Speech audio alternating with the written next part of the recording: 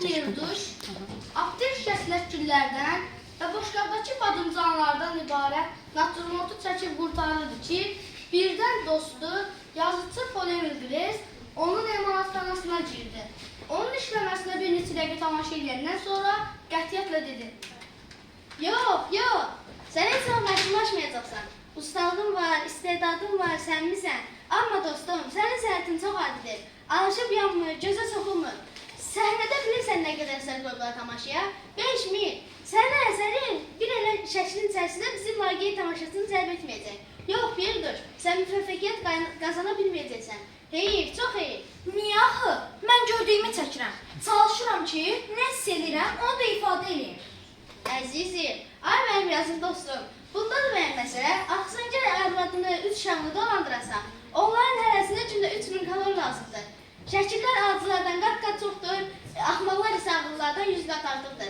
Bura bax, Firduş, bir mənə başa sal görüm, hansı yolda bir sürü tanınmaz, bilinməz rəssam arasından çıxıb deyəcəksən ki, mən də varam. Zəhmətimlə, sənətimin həyatiliyi ilə. Zarafatı boşla canım, axmaqları yuxudan ayırtmaq üçün bircə yol var. Nəsə qeyri-adi bir iş görəsən gərək, ağlasılmaz bir iş tutasan gərək. Hamı elan elə ki, sən şəkil çəkmək üçün şimal qütbünə getməlisən, ya da çəyindən misir firavonunun kostyumunu gey. Ən yaxşısı budur ki, təzə bir məktəb yarat. Dünyanın bütün hikmətli sözlərini bir yerə el.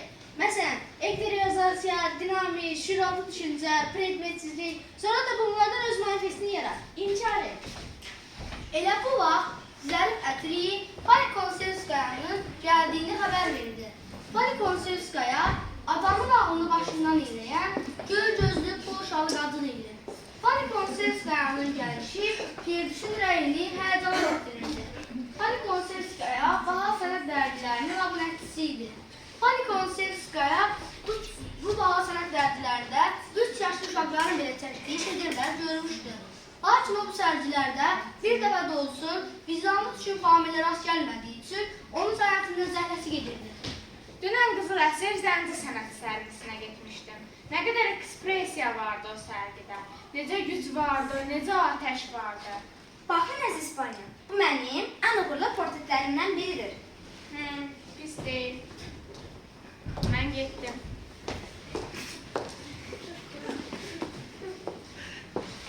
Gedib sığorta kassasında, bankda, polisdə, harda olursa olsun fərq yoxdur, işləyəcəm. Sənətkar olmaqdan axmaq iş yoxdur. Bu avam cəmaata rəğbətini qazanmaq üçün gərəkən fürsət olasan. Tənqidçilər isə əsl sənətkarları müdafiə etməyə əvəzinə nadanlara qəmxar çıxırlar. Mən qutardım daha, məğlub oldum, bəsdir.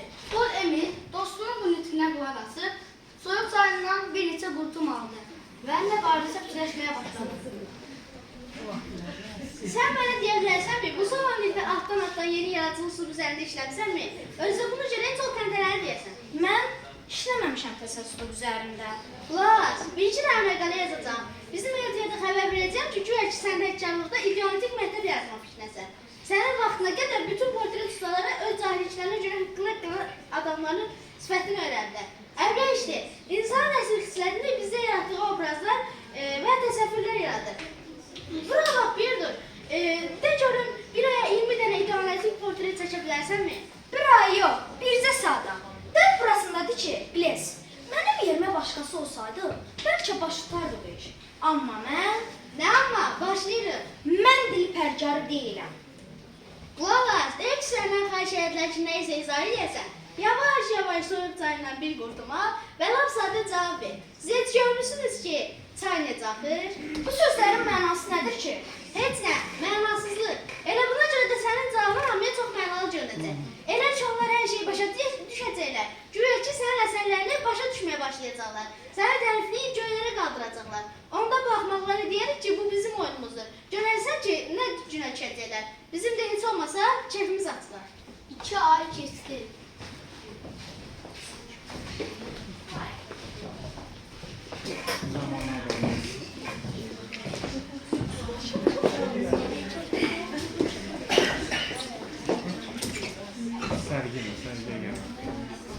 Duşun əsərlərinin ilkin sərgisi əsl təntənəyə çevrilmişdi.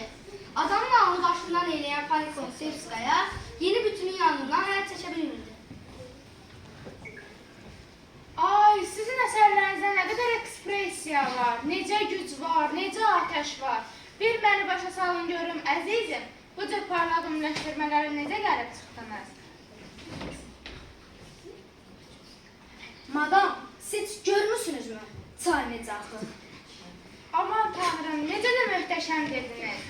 Gözəllər gözəli Fani Konserskayanın dodaqları sevincdən səyridi. Bu isə bir düşün gələcək xoşbəxt dəqiqələrindən xəbər verirdi. Bir dəstə tamaşaçı görkəmli tənqidçi Stronskini dövrəyə almışdı.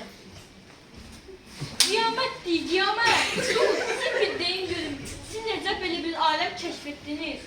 Mənim məqaləm də oldu, yoxsa yox? Bir duş bu dəfə xüsusi olaraq çox sustu. Sonra soyuq çayından bir qurtum aldı və dedi. Əzizim, sən heç görmüsənmi? Çay necə axır? Əla, elə bu vaxt məşhur şəkil abidəsi düşün qoluna tutub, onu bir kündə səsdi və dedi. Dur, mən sənətləri bilməzdim. Olmamakta hamısı alır. Yaxşı kalan zaten. Ama bircə şərtim var. Gələk mən sizə bir söz deməmiş, gələk bu üslubunuzu dəyişməyəsiniz. Söz verirəm ki, sizdə ildə 50 ilə şəklinizi aldım. Sözünüz sözdür. Duş ağzına atmayıb, müəmmalı bir görkəmlə soyuq çayından içirdi. Emalatxana yavaş-yavaş boşalırdı.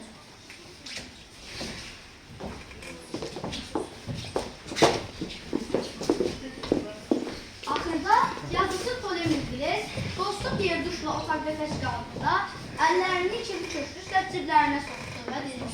Hə, necədir əzizim? Yaxşılar bunları. Eşitdim bu dovşan boğazına girdi. Hələ bu gözəllər gözəli Fani Konserskayanı demirəm. Hələ o sürməkçi İşanlı xanımı demirəm. Heç görürdün necə gözlərini yumub ağızlarını açmışlar. Hamısı bir ağızdan deyirdilər. Necə gözəldir, necə təzədir, necə təsirlidir. Biyodur, mən bilirdim ki, adamların axmaqların dərəcəsi yoxdur. Amma bu gün gördüklərim dağıtılır. Sarsaq! Mənəm sarsaq, yüksək zamandan bu yana heç kimi buldağım mənimki kimi baş tutmayıb. Rəssam özünə razı halda 20 kilometr əsəri gözdən keçirdi və səmimi sürətlə təkrar etdi. Sarsaqsan reis. Doğrudan da halis sarsaqsan. Sən bu üsluba yaxşı diqqət et. Bir buna bax, yadıma sal, dur. Bu təzə üslubu sənin başına kim saldı? Bir duş bir müddət tutdu. Sonra sahib çayından bir qurtum alaraq dedi. Əzizim, sən heç görmüsənmi? Çay necə axır?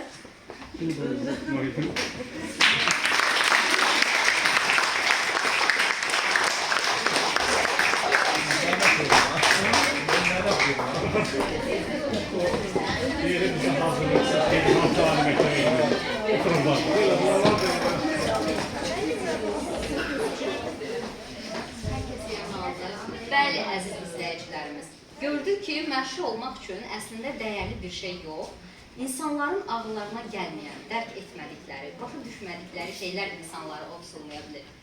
Gles çox gözəl vurğuladı ki, axmaqları yuxudan oyatmaq üçün nəsə qeyri-adi bir iş görəsən gərək, ağlasılmaz bir iş tutasan.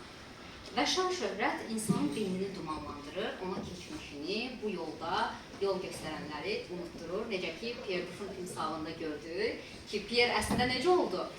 Pierre uğur qazanandan sonra Glezə dedi ki, yəni sən kimsən ki, eyni onun öyrətdiyi həmin o hiləni elə Glezin, bəli, elə Glezin özünə uyguladı.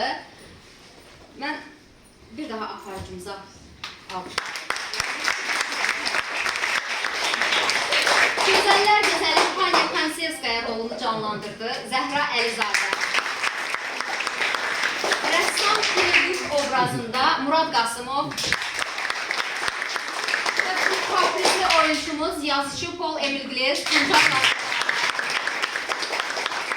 Fəqarın tənqidçi obrazında İbrahim Hüseynov və iki tamaşaçımız Ənəs Dostəliyev və